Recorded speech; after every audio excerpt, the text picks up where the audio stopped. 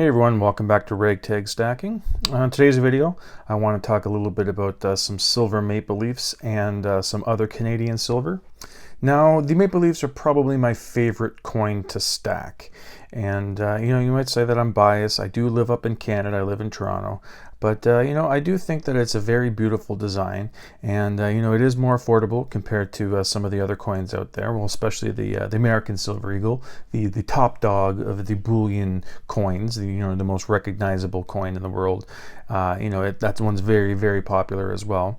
But as far as the coin itself, I do think that the maple leaf design with the radial lines and some of the security features on there just make for a beautiful coin, and it's my personal favorite. I do know that the queen is an issue for some people on the coins. For me, I don't really care too much. I'm pretty indifferent to it, but for some, that is a deal breaker. I did order some more silver, and you saw earlier in the week I had an order that had the 5-ounce buffalo and some the 10th-ounce kangaroo, the gold kangaroo. I also ordered some more maple leafs, and I ordered them from Bullion Mart, and I picked up 15 of them. And I'm lucky I did, because I ordered them on the weekend, and then by the time Monday rolled around, the prices hiked up right away. I know obviously there was a dip that happened, but the premiums seemed to go up with that, the spot price going down.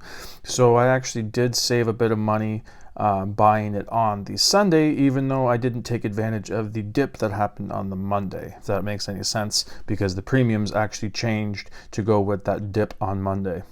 And the cool thing with Bullion Mart is I ordered 15, but they actually sent it in a mint tube.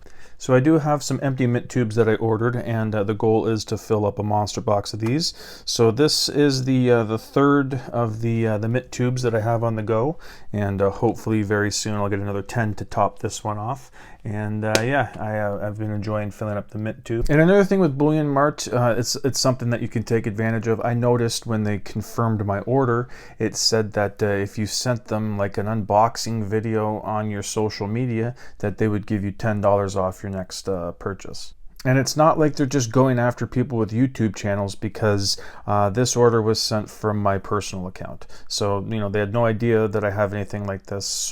So if you don't have a YouTube channel, I'm pretty sure they mean like if you just make a little unboxing video on your Twitter, or if you make a little unboxing video maybe on your Instagram, that would be enough. The email said to just send them the link, and then you'll get your $10 off. But it's not just the maples that are really, really nice. Canadian silver. The Royal Canadian Mint does have some very nice products on top of the maple leafs. One of them I'm sure you know of is that Creatures of the North series, these nice chunky 2-ounce coins. This is the first one, which was the Kraken. The second one is the Werewolf. And I'm hoping the third one comes out quick. And the monster, or the creature that I'm hoping that they add on the third coin is Ogopogo. And some Canadians might be familiar with it. I've come across, the majority of people I've talked to, even Canadians, don't know what Ogopogo is. But think of it basically as Canada's Loch Ness Monster.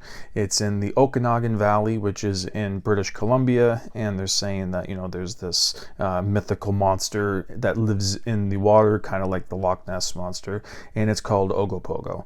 Yeah, it's kind of a tourist trappy thing. You can pick up some knickknacks and shirts saying, I saw Ogopogo. It was just like the Nessie stuff. And so yeah, that's what I'm hoping. If not on the third coin, then at least somewhere in this series that Ogopogo will make an appearance.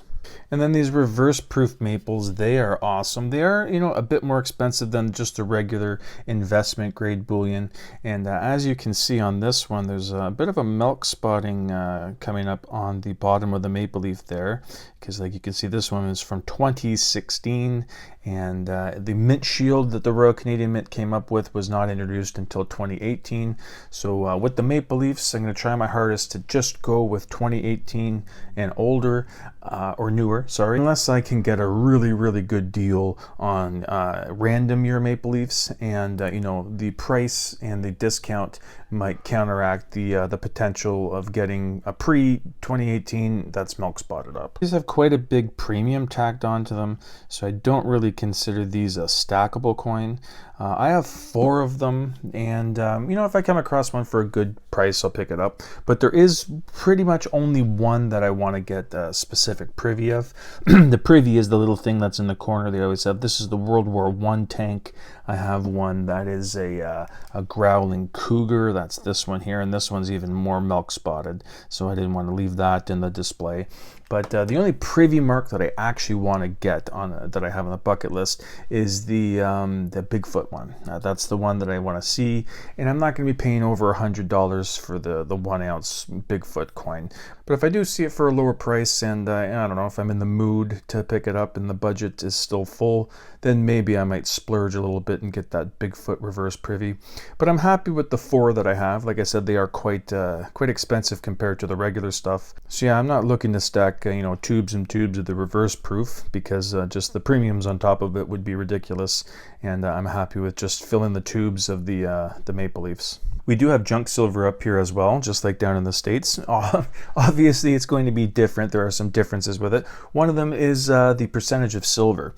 This is a Canadian $half. I really like the look of the coat of arms, and I think this would be a good compromise on the Maple Leaf if you wanted to replace Queen Elizabeth or whoever the head of the monarchy is with the coat of arms. I think that would be something that a lot of people, even like me, who's someone who's indifferent, that doesn't have a strong feeling either way, I think the coat of arms would look cooler on the coins than the Queen. Or Prince Charles when he's the head of the monarch, or Prince William, whoever the monarch is at the time, I think that the coat of arms would look better on the coins than whoever that person is. Yeah, this is the Canadian $half. It has King George VI on there, and it is from 1944. And the majority of the Canadian stuff, the Canadian junk you'll see, is 80%.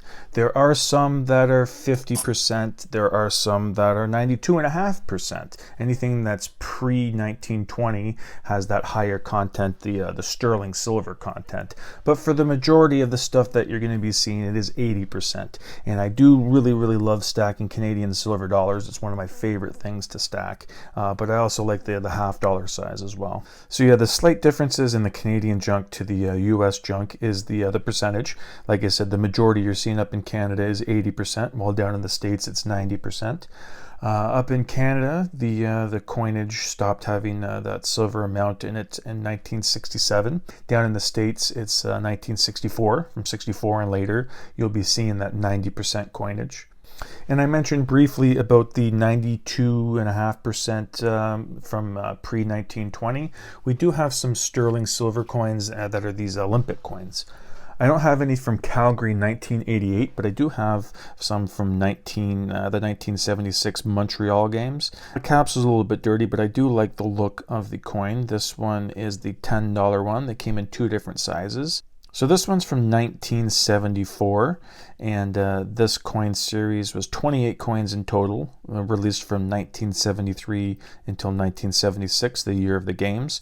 One of the reasons they released these was to fund the games themselves, and it is a pretty cool series. There's 28 in total. 14 of them came in this big coin size, this $10 size, and the silver content in it, I believe, is 1.44 something or other troy ounces. I'll put it up here, the exact amount, because I'm not sure off the top of my head. And they had 14 of the $5 coin here that is upside down, but this is an example of one of the $5 coins, and this one is from 1973, the first year that this series was issued, and the silver content of that was 0.7 something or other, again putting the exact total up here now. And again, just like with the reverse proofs, I'm not looking to stack these coins. These are just ones that I've come across and just kind of added it in, and they were for a good price. But it's not something I'm actively looking to stack up. And hey, I enjoy searching on eBay, so if I can come across a killer deal on one of the coins that I don't have, then I'll place a bid on it, or do the buy now option, or make an offer. So again, are these coins something that I'm going to stack tubes of? That's always my metric. No, I'm not going to be stacking tubes of the Olympic coins. If I randomly come across one for a good price on eBay, if I have that particular coin, I'll probably pass on it. But if it's one of the coins that I don't have, like I said, it's a 28 coin series, and I believe I have 3. So if it's one that I don't have and it's a killer deal, sure, I'll pick it up. But you don't really see many of these outside of eBay, and on eBay, it's a decent price. It's not like it's way too expensive, way overpriced, but you know, I don't love the coins. They have a cool design on them, and for the price that they go for, I can wait to see a good deal. Kind of like with these silver dollars. I do like the look of them, but they do carry a little bit of a heavier premium on them, and especially with ones that are like the 50%. There was a silver dollar series that ran from 1971 until 1991. And the really cool part about that one was from 1981 to 1991, they had two separate ones. They had a proof version, which is this one here. I love this 1982 proof version where it's got that kind of frosted background on there. And this one is from 1981.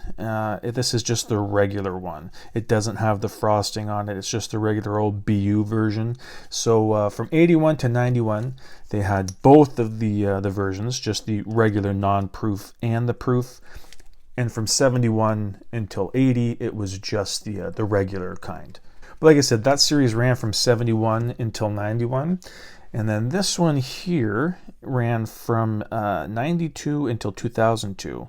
And these ones, they all have this proof look to them here, where it's frosted and a mirrored-like finish on the back.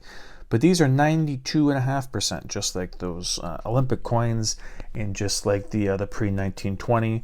These ones are the sterling silver. And the other one that I have in that series from the 1992 to 2002 is another hockey-related one. So it is a lot of Canadian content with that, with the hockey. But I do like the look of those ones. So I do like that one, and the premiums on them on the secondary market are pretty high. So I'm not looking to pick up a lot of them. The only one that I really want to get from that one is the 1996 one. It is like a Macintosh Apple on it. It just looks really, really cool. And then for whatever reason, the Royal Canadian, they kept coming up with these silver dollars, but they kept changing the series and the amount, the purity of the coin. I'll put up a chart here to show the exact years, but I think it was from 2003 to 2007. They made the silver dollars in 4/9 fine or 3/9 fine. Then they switched back for like 3 or 4 years to the 90%, and then they switched it again to the 4/9. The times, again, like I said, I'll show a graphic here. So I might not recall the right dates of when the series started and ended, and the exact composition of each series. I don't have any of the ones. I have a couple of the silver dollars from the one from 71 to 91. I have 2 from the 92 to 2002. I don't have any other Canadian silver dollars from 2002 onward. So those are just some quick examples of some Canadian coins that I have in my stack. There are, obviously a bunch of other ones that I just don't happen to have an example of. They have wildlife series. I love the ones where they show like the Predator series. They have nice looking birds on there. Then they'll also have just wildlife ones where there's some moose and there's some bears. There's just really cool design. I like the ones, there's a couple that had some deer on them too that looked really nice. There's just a lot of wildlife specific coins that the Royal Canadian Mint has released as well. And they do a very good job. I do like the Royal Canadian Mint. It's right up there with the Perth Mint. I think I'd have to give the Perth Mint just the slight edge with the quality and the amount of products that they put out. But the Royal Canadian Mint is definitely, in my top 2. But I would have to give my favorite coin to stack to the Maple Leaf. That is definitely my favorite one to stack. And I'm looking forward to, completing the tubes that I have on the go and finishing off a monster box of them eventually. But yeah, like I said, I have commented with a lot of people in the comments, and I do see a lot of love from all over the world for the Maple Leaf. It is a widely loved coin. Again, there are some people that have qualms with the Queen, but for the most part, the majority of people do love the Maple Leafs. But let me know in the comments if you have more than just the Maple Leafs, because I always like seeing other countries' coins when they show circulated ones. So I thought I would just give a sampling of some of the other ones that I have in my stack. But yeah, let me know what you guys think in the comments if you have any other Canadian silver other than the Maple Leafs. I do know that the Maple Leafs make it into a lot of the stacking videos. It is a very popular coin. But as far as some of the other silver from Canada, You know, I do see some junk silver there. I don't, where you're living in the States, it might be, you know, hard to come by Canadian silver. Maybe states that border Canada might have a little bit better chance of picking up some Canadian silver. Say New Hampshire or, you know, Washington State. You know, if you're closer to the Canadian border, then the chances might increase just with geographic location, you know, a little bit more than say down in like Texas or Florida. There might not be as much flowing in. Yeah, but that was just a quick video showing off the 15 maple leafs that I came in, and I thought I would just do a little bit of a showcase on some of the other Canadian coins that I like to stack. But yes, that is it for today's video. Thank you so much for watching, and I hope you come back for the next one. Thank you.